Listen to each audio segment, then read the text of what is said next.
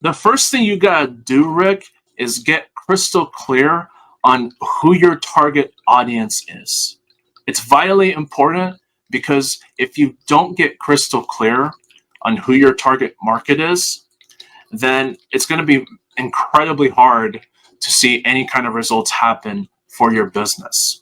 I made that mistake in the very beginning of my own journey, and it wasn't until when I came back from my hiatus and when I started taking a look at what I was doing in my business that I started realizing that I wasn't being crystal clear on my target market.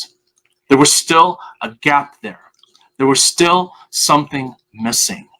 But once I got clear on my target market and I started creating content around that target market, that's when I started seeing the results happen. And not only you got to get crystal clear on who your target market is, creating content that they're looking for to solve their pains, problems, and challenges, but you also got to be connecting with your audience. Treat all of the content that you put out there like you're talking to one individual. Because who's going to be seeing your content when they find you? It's only going to be one individual at a time. So when you're creating your post, when you're creating any piece of content online, what you gotta remember is talk to someone like you're talking to only one individual.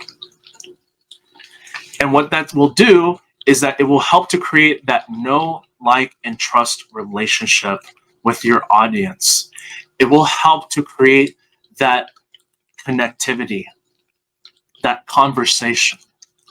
And when you focus on building that relationship, building that connection, having that conversation, you increase the chances of them likely to buy from you, whatever you have to offer.